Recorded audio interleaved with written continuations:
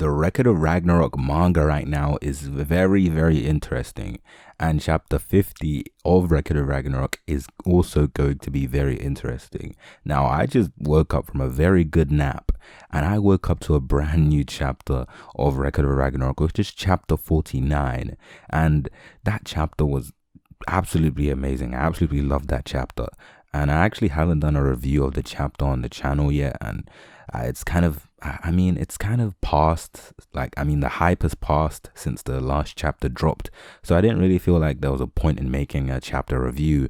But it's actually been quite a while since I've released a Record of Ragnarok video on my channel, period, and I've actually been waiting for the anime to drop and for it to get really hype and all the people to go to the manga and just more people supporting the Record of Ragnarok manga in general. But we all know how the anime adaptation went.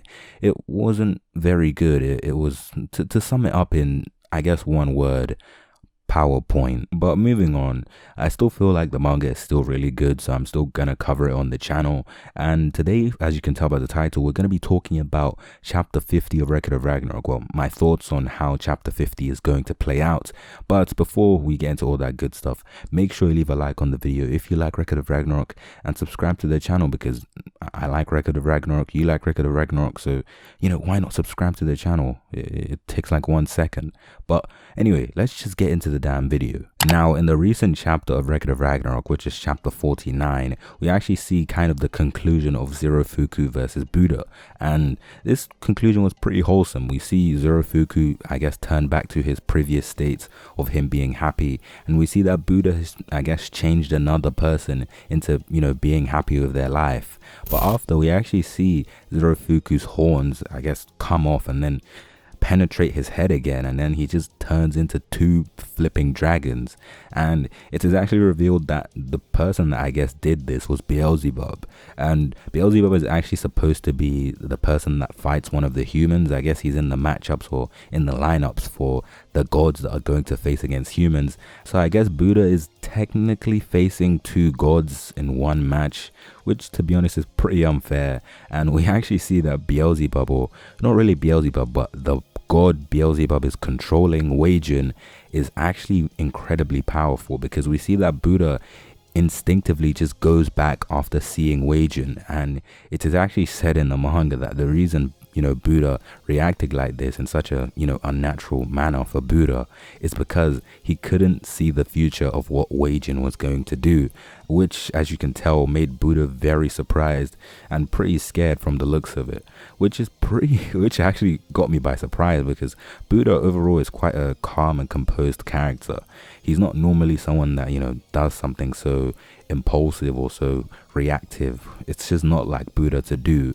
But we see that 𝙄𝙄𝙉 actually forces 𝙄𝙗 to do this, and I feel like 𝙄𝙄𝙉 is going to be someone that's going to, I guess, match 𝙄𝙗 in terms of strength. I don't think 𝙄𝙄𝙉 is, I guess, stronger than 𝙄𝙗.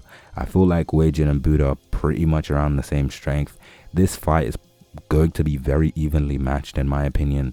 Even though 𝙄𝙗 can't see the future, it's going to force 𝙄𝙗 to have to, I guess, fight for real now, which I really wanted to see, because I love the way 𝙄𝙗 fights in Record of Ragnarok, and he's probably one of my favorite gods so far in the series, but one of my favorite characters, period. And another character I'm really interested in is Beelzebub, because his character design is honestly really interesting, and it's honestly pretty cool. And I just want to see, what Beelzebub is about. What is his powers? Because I don't know the lore behind these gods, and I'm learning the lore of these gods through Record of Ragnarok. Of course, I know the classical gods like Thor, Zeus, Loki, all the gods everyone knows about, but I don't know about Beelzebub. What exactly is he?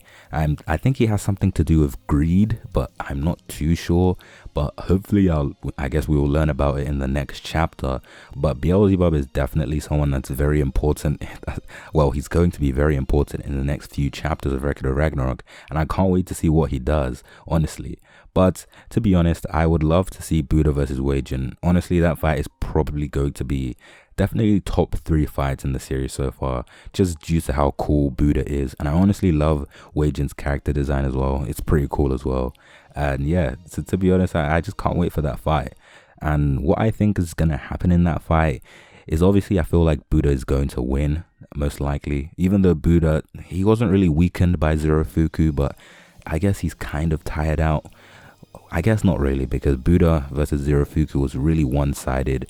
Buddha was way stronger than Zero, but I feel like this fight, of course, is going to be a lot more evenly matched, but I feel like Buddha is going to end up winning, and we're going to see how 𝙄𝙉𝙂, you know, reacts to losing. But apart from that, that's pretty much it for this video. This video is pretty short because I just wanted to, I guess, give you guys my thoughts about the recent chapter of Record of Ragnarok and what I think is going to happen in the next one.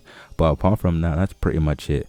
If you like the video, make sure you leave a like. I'm gonna be, I guess, reviewing each Record of Ragnarok chapter from now on, and I'm going to be adding it to the series I cover regularly on the channel. So One Punch Man, Chainsaw Man, and now Record of Ragnarok. But I guess we'll see what happens then. But yeah, apart from that, I'll see you in my next video.